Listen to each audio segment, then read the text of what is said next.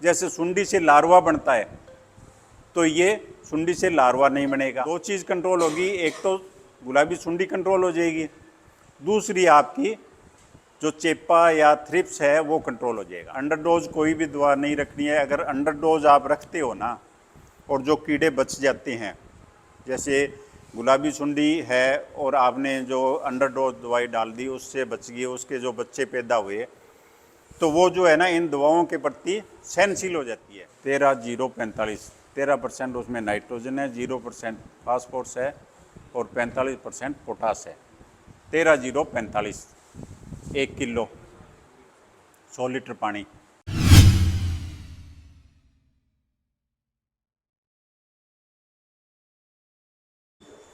सभी किसान भाइयों का आज की कृषक गोष्ठी में हार्दिक स्वागत है। चर्चा करते हैं कि जो मौके पर अपने फसलें बोई गई है उनके बारे में चर्चा करेंगे। तो किसान साथियों, अब जो है खरीफ की फसल फलत पे है, फूल गुड्डी टिंडे आ रहे हैं, जैसे नरमे में ग्वार की बिजाई होगी या मूंग की बिजाई होगी, उनकी देखभाल कैसे करनी है, इनके बारे में अपने चर्चा करेंगे। तो मैं सबसे पहले नरमे की फसल के बारे में आपसे चर्चा करूंगा।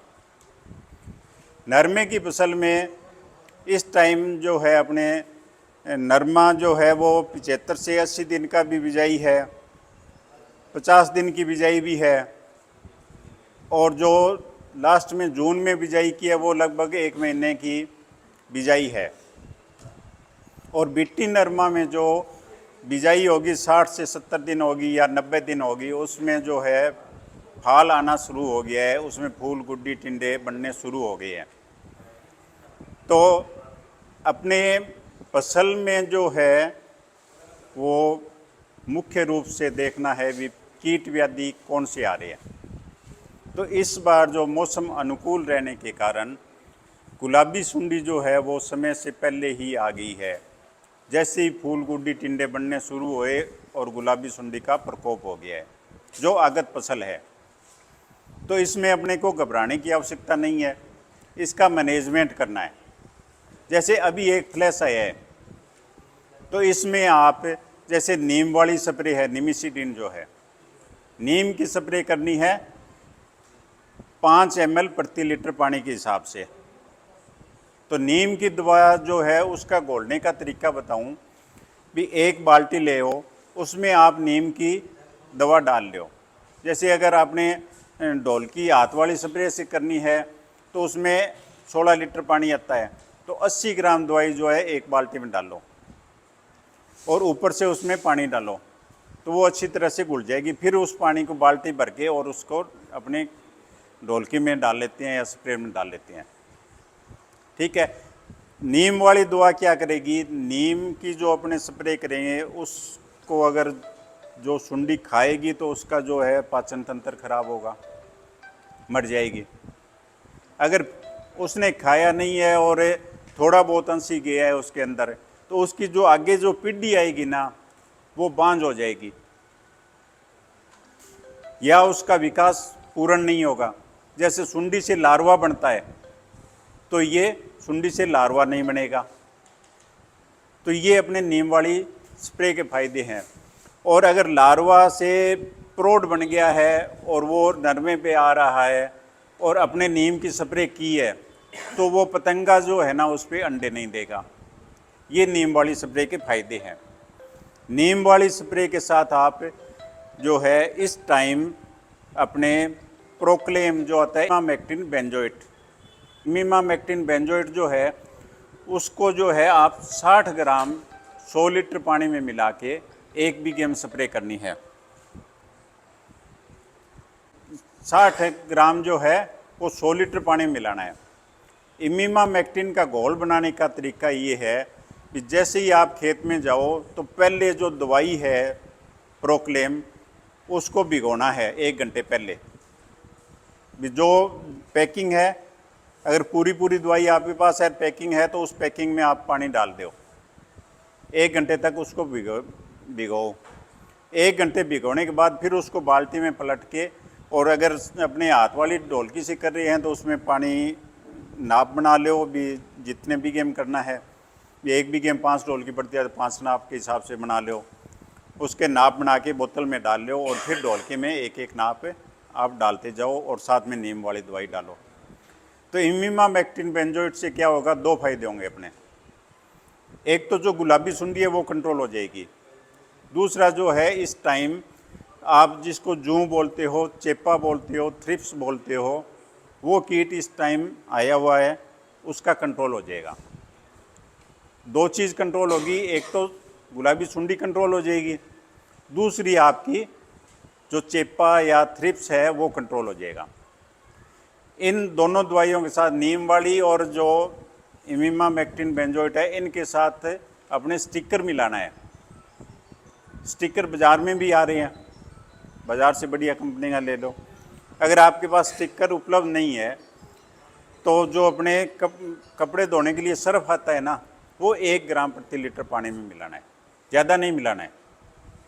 ज़्यादा मिलाओगे तो उसका नुकसान हो सकता है, जैसे पत्ते जल सकते हैं या फूल गुड्डी जल सकते हैं। तो 1 ग्राम से ज़्यादा नहीं मिलाना है। स्टिकर का ये फ़ायदा होगा कि जैसे ही अपने स्प्रे करते हैं तो पानी पत्ते पे या फूल पे गिरता है तो वो पूर्णतया उसके ऊपर फैल जाता है, पूर्णतया फैल जाएगा, दवाई ज़्यादा सरफेस पे आएगी और कीट जो आएंगे उसके संपर्क में आएंगे या उसको खाएंगे तो वो कीड़े जो है कंट्रोल हो जाएंगे। तो एक तो स्टिकर अपने जो है हर दवाई में स्टिकर का यूज़ करना है, दूसरा इमिमामेक्टिन बेंजोएट करनी है अभी, और तीसरी नीम वाली स्प्रे करनी है। अभी का टाइम ये है। इसके बाद अगर अपने 15 दिन बाद कोई स्प्रे की आवश्यकता पड़ती है या दोबारा गुलाबी सुंडी का फ्लैश आता है तो 15 दिन बाद जो है डेलीगेट नाम की दवाई आती है ना, डेलीगेट जानते हो सभी, डेलीगेट दवाई आती है ना, डेलीगेट दवा जो है उसको करना है अपने। डेलीगेट दवा 170 ml 8 कनाल में, ठीक है। दोबारा जब अपने स्प्रे की आवश्यकता पड़े तो डेलीगेट दवा जो है 170 ml 8 कनाल में डालनी है, 1 एकड़ में। उससे कम डोज नहीं डालनी है, अंडर डोज कोई भी दवा नहीं रखनी है। अगर अंडर डोज आप रखते हो ना और जो कीड़े बच जाते हैं, जैसे गुलाबी सुंडी है और आपने जो अंडर डोज दवाई डाल दी उससे बच गई, उसके जो बच्चे पैदा हुए, तो वो जो है ना इन दवाओं के प्रति सहनशील हो जाती है। उसके बच्चे जो आएंगे ना वो इस दवा से फिर मरते नहीं है, वो सहनशील हो जाते हैं और उसकी संख्या जो है ना बढ़ती जाती है। तो आपने अंडर डोज दवाई नहीं डालनी है, सबसे बड़ा नुकसान है अंडर डोज डालने का, और ज़्यादा भी नहीं डालनी है, कि जितनी अपनी आवश्यकता है या विभाग जो रिकमेंड कर रहा है उस हिसाब से आपने दवाई डालनी है। तो दवाई जितनी अपने बताएं उतनी ही डालनी है। डेलीगेट दवा से क्या होगा, अपने चेपा कंट्रोल हो जाएगा, सुंडी कंट्रोल हो जाएगी, और उसका जो रिजल्ट जो है ना वो लंबा रहता है, कम से कम 15 दिन 20 दिन निकाल देगी आपके। वो जो है नुकसान भी कम करती है, आदमी को नुकसान कम करती है।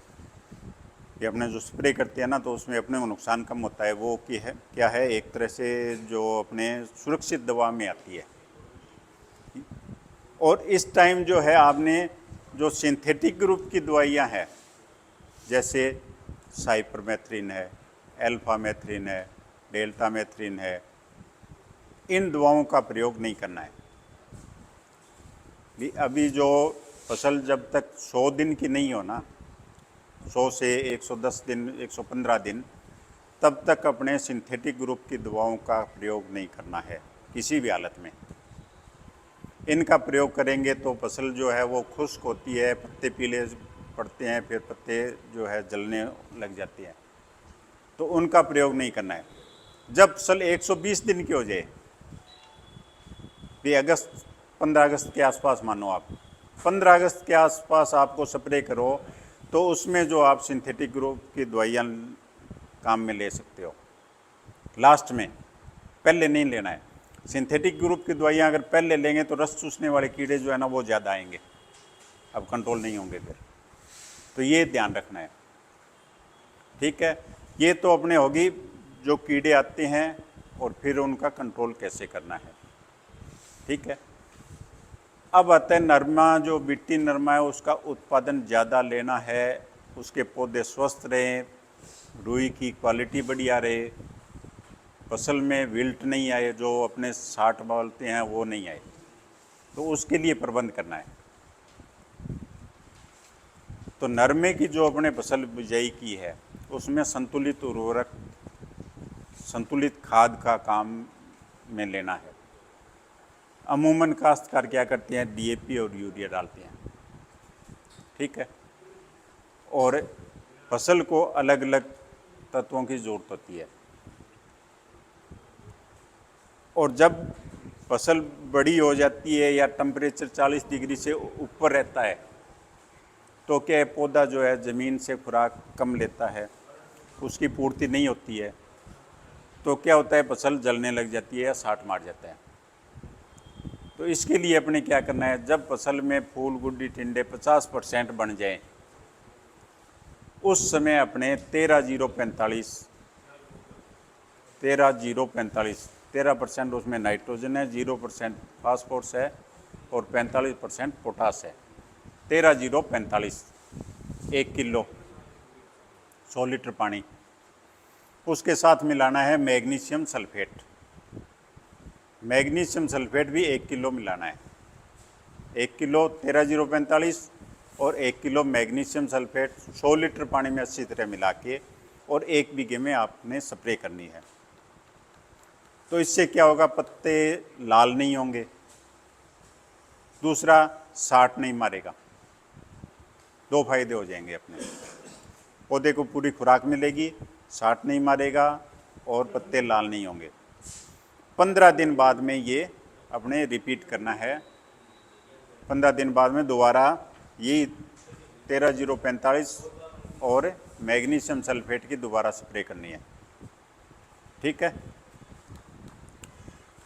जिंक सल्फेट अगर देना हो, ये अपने जिंक नहीं दिया है बिजाई के टाइम, और इस टाइम अगर अपने जिंक देना चाहते हैं तो जिंक की फोलियर स्प्रे करनी है। जिंक जो आती है अपने 3 तरह की आती है बाज़ार में, एक तो 21% जिंक आती है और एक जिंक आती है 33% और एक जो चिलेटेड बोलते हैं 12% जिंक आती है। 3 ही तरह की है। तो जिंक में क्या करना है, अगर आपने 21% या 33% जो है, आधा किलो जिंक सल्फेट लेना है, उसका घोल बना लो और 2 किलो यूरिया का घोल बना लो और फिर ड्रम में डालना है। इनको दोनों का अलग अलग घोल बना के ड्रम में डालना है। ये क्यों करना है, जिंक और यूरिया नहीं मिले, अकेली जिंक की करें तो क्या नुकसान होगा पता है किसी को? जिंक जो है अम्लीय होती है, अगर अकेली जिंक की अपने स्प्रे करेंगे तो वो क्या है, पौधे को नुकसान करेगी, जला देगी। इसलिए उनको डाइल्यूट करने के लिए जिंक और यूरिया दोनों को अलग अलग घोल के फिर मिला के स्प्रे करनी है। आधा किलो जिंक सल्फेट और 2 किलो यूरिया दोनों का अलग अलग घोल बनाना है, फिर उसको इकट्ठा करना है।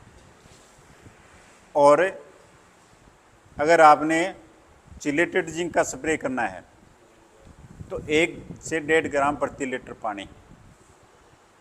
जिंक जो चिलेटेड जिंक आता है ना 12% एडीटी है, उसमें यूरिया नहीं मिलानी है, वो जो है 1 से 1.5 ग्राम प्रति लीटर पानी के हिसाब से मिला के उसकी स्प्रे करनी है। ठीक है, जिंक हो गया, मैग्नीशियम हो गया, पोटास हो गया। अब जो अपने यूरिया ज़्यादा नहीं देनी है, पहले पानी में आपने कितनी यूरिया दी है, 20 किलो, तो 2 या 3 बार में और देनी है। वो 10-10, 15-15 किलो जो है ना, वो उसमें 3 बार में देनी है। 15-15 किलो 3 बार दे दो, उसके बाद नरमा की फसल पक जाएगी।